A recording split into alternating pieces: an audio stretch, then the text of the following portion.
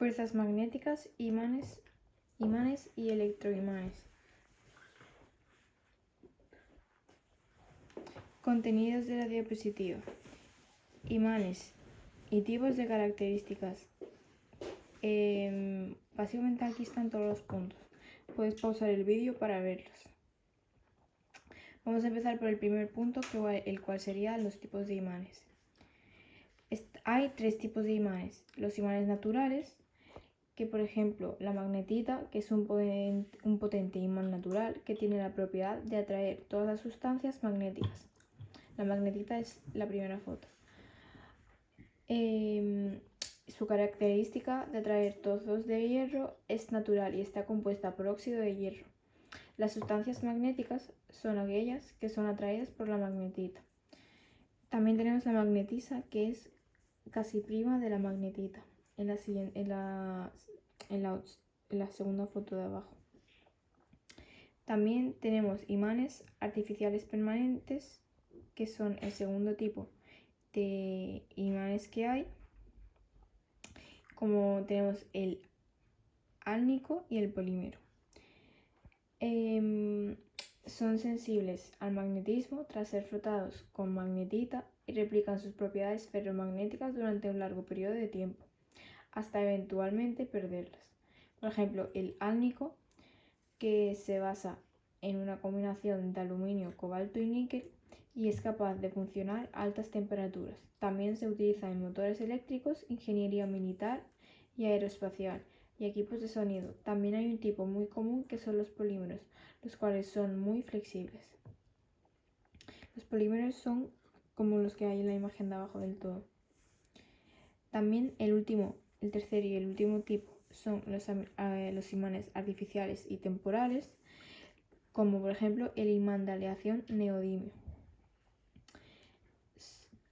Estos tipos de imanes son sensibles al magnetismo y tras ser frotados con magnetita replican sus propiedades ferromagnéticas y solamente por un periodo muy corto de tiempo son así. No tienen sus propiedades ferromagnéticas durante todo el rato como las naturales, como el primer tipo que he enseñado.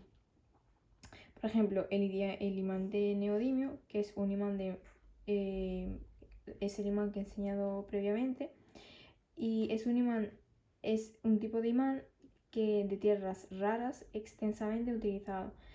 Se trata de un imán permanente hecho de una aleación de neodimio, hierro y boro, combinados para formar un compuesto, el compuesto de neodimio. El segundo punto son los electroimanes.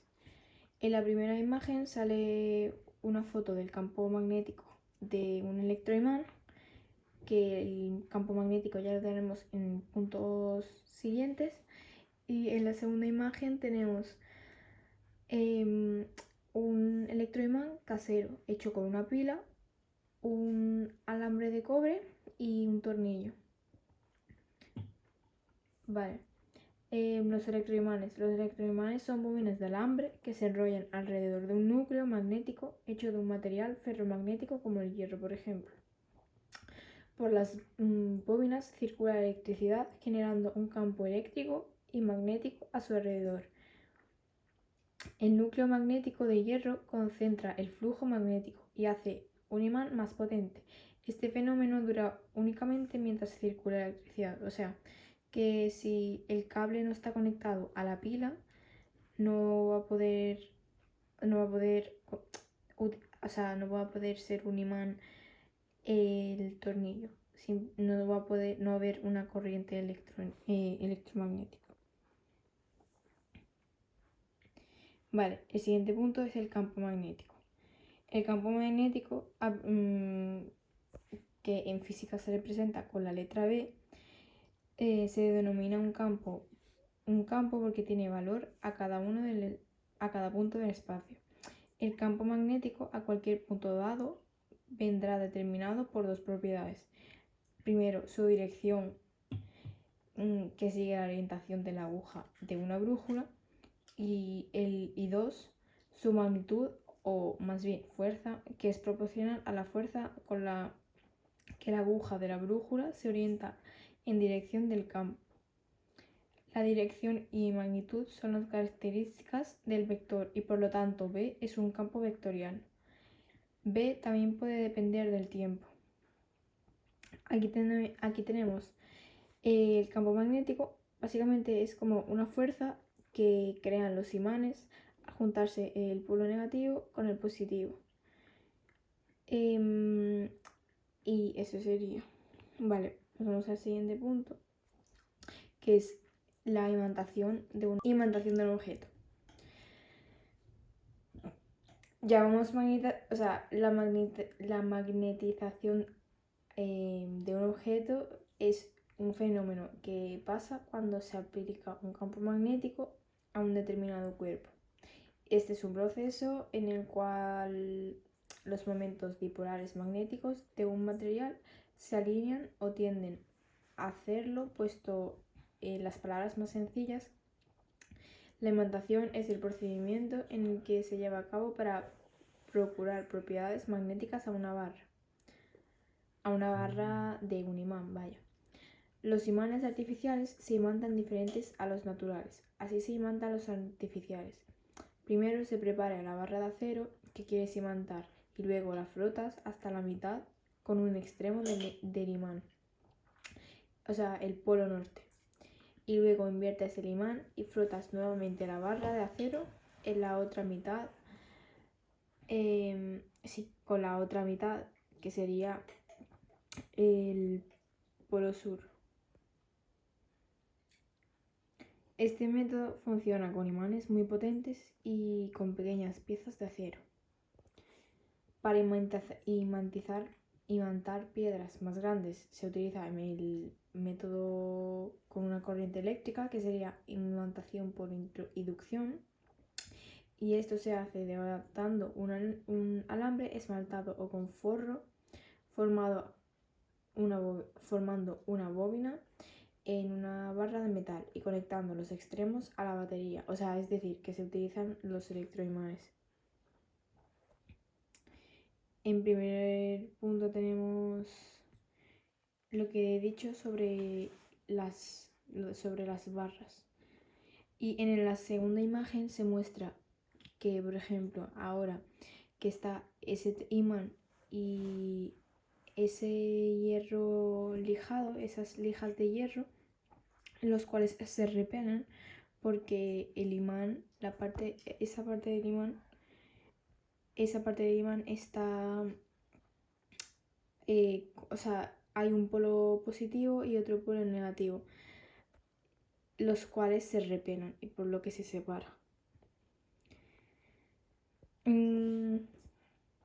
Vale, la conclusión después de tantas palabras es que imantar un material es ordenar sus imanes atómicos.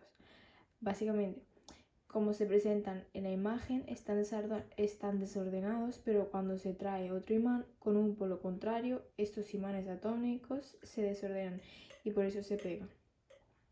Por ejemplo, tenemos en la parte de abajo todo, eso por ejemplo es una barra de imán, ¿vale?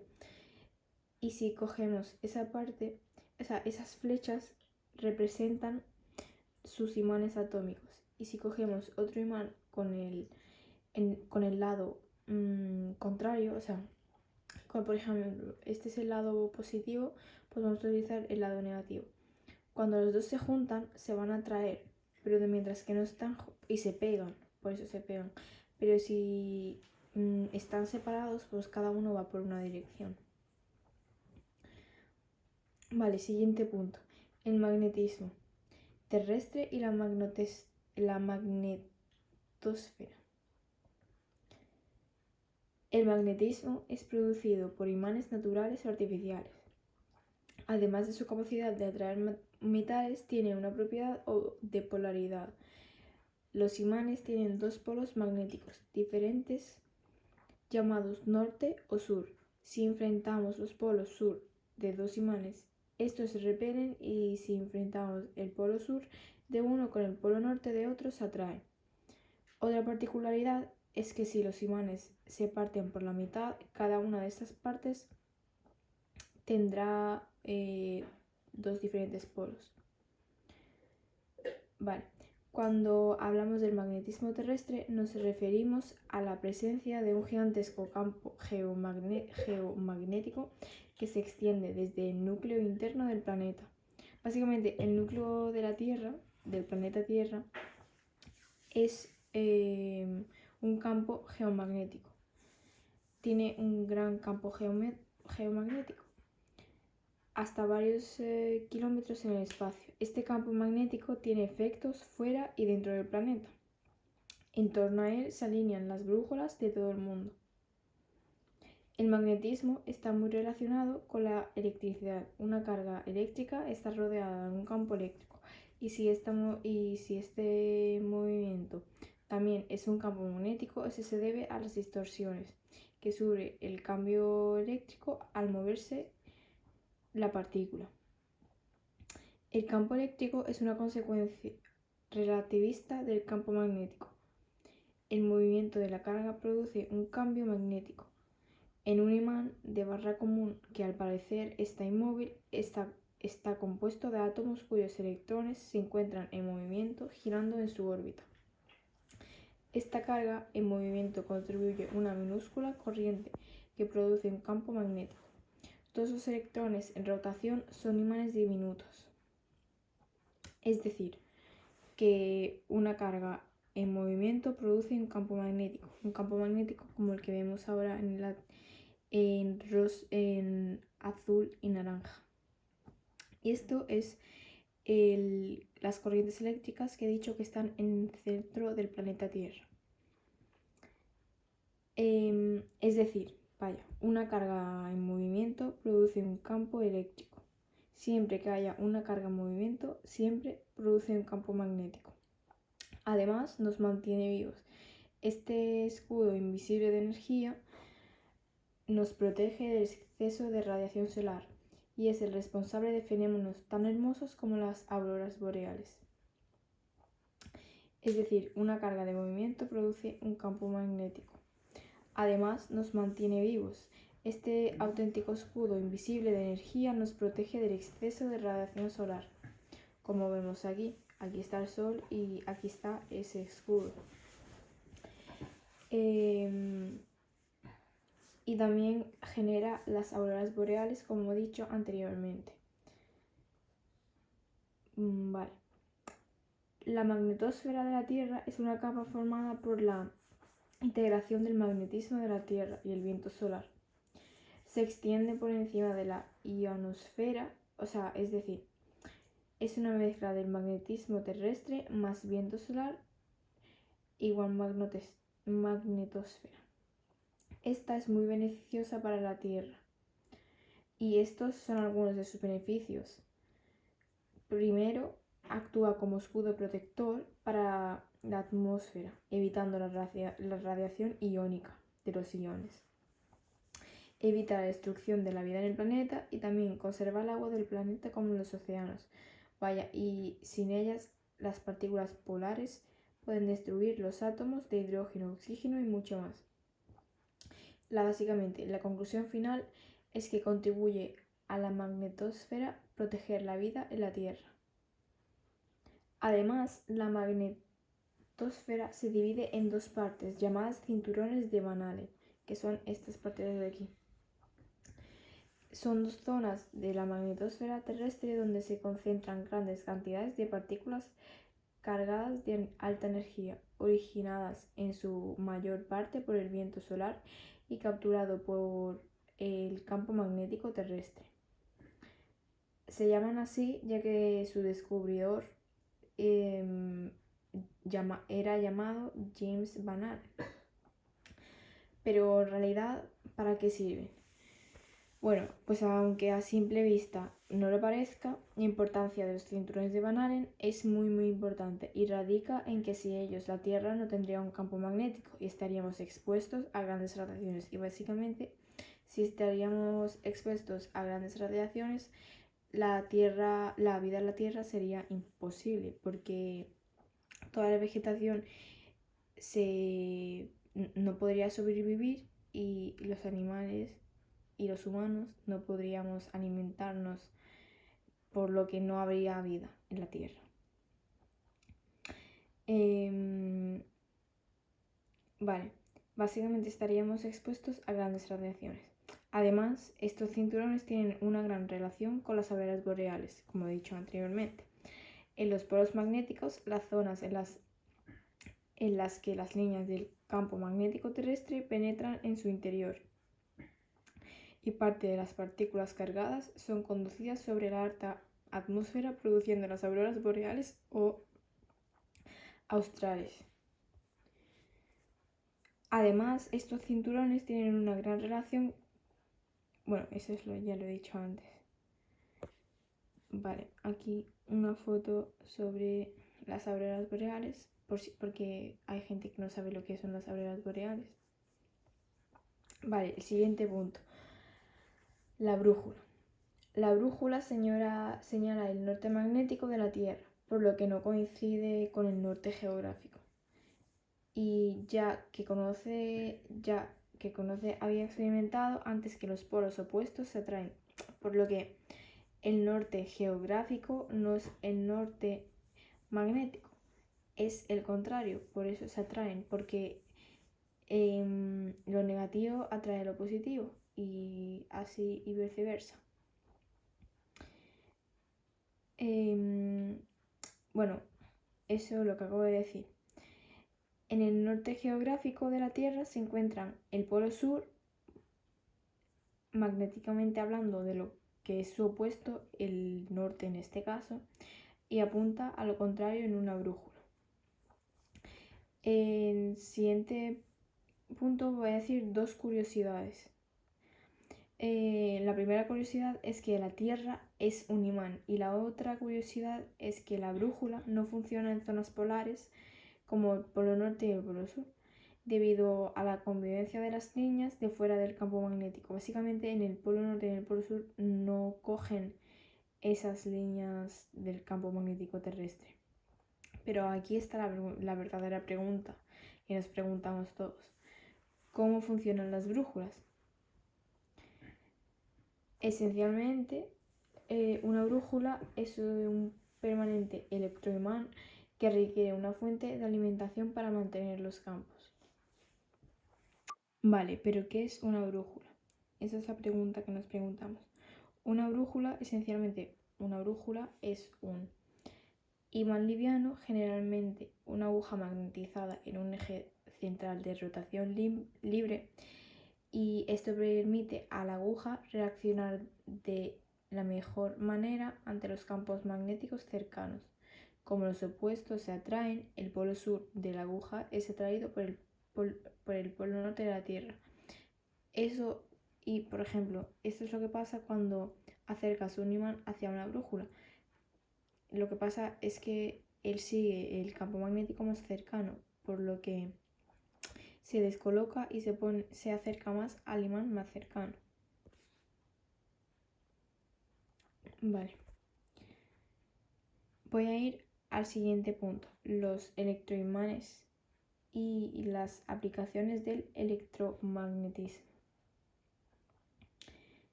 Los electroimanes son ampliamente usados como componentes de otros dispositivos eléctricos, como motores, generadores, altavoces y discos duros.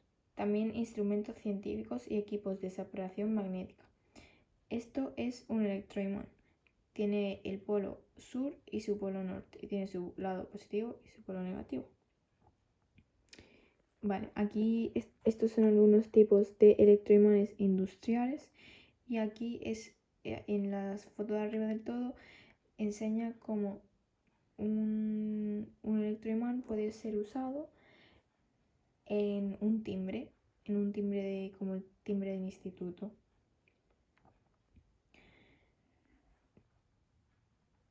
También los electroimanes también se emplean en la industria para recoger y mover objetos pesados, como la chatarra de hierro y acero. Por ejemplo, las típicas grúas estas utilizan un electroimán para levantar toda la chatarra y el hierro y el acero, ya que actúan como imanes. cogen el peso mayor. También se les da un uso muy importante en la medicina. Por ejemplo, la resonancia magnética, que es el uso más importante de la medicina y el cual tiene que ver con los electroimanes. Pero más allá de todas las aplicaciones de los electroimanes, lo que he dicho, en los hospitales resonancia es lo más importante. Se utiliza para sacar una imagen tallada del interior del cuerpo que ayuda a diagnosticar una serie de enfermedades. Esta máquina salva vidas, salva casi 1 millón de vidas al año, por lo que es nos da una gran utilidad. La resonancia magnética se puede utilizar para el diagnóstico por ejemplo, de tumores cerebrales, hemorragia, lesión nerviosa y lesión por apogeria. Básicamente enfermedades muy raras y muy chungas que te pueden matar por dentro y tú no te puedes estar dando cuenta. Y también pueden detectar si el corazón o los pulmones están dañados, aparte de que ven tu esqueleto perfectamente. De hecho, los estudios han encontrado que si el dispositivo generaba campos magnéticos estáticos de 300 a 500 Gauss, que son con lo que se mide el electromagnetismo, sobre un punto de activación del dolor, la ampliación del electroimán proporciona un alivio inmediato en los sujetos. Esto es como si fuera magia. Vale, el siguiente punto. El experimento de Ørsted. Este experimento es para contarlo como una historia. Este se descubrió de una forma muy curiosa.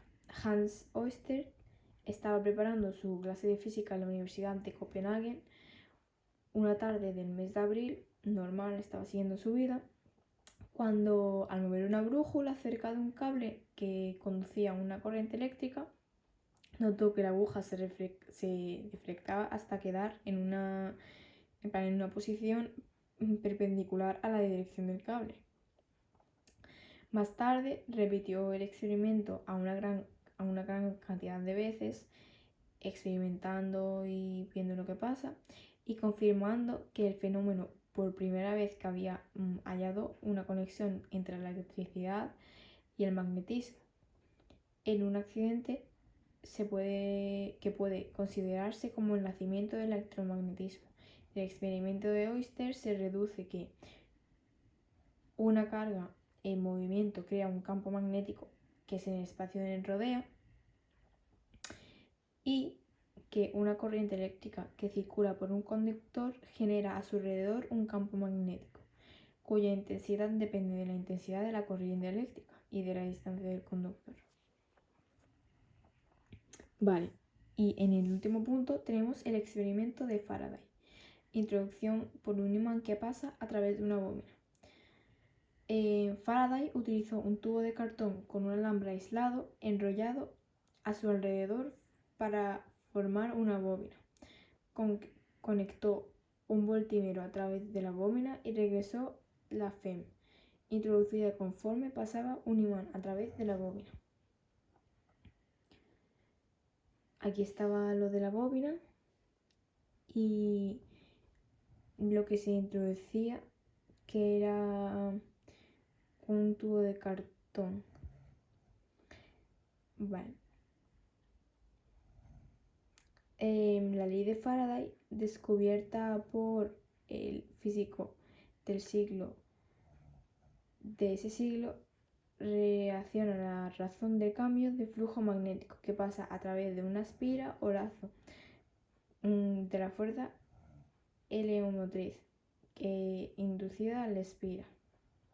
Y eso sería mi trabajo. Gracias por verlo y espero que te guste.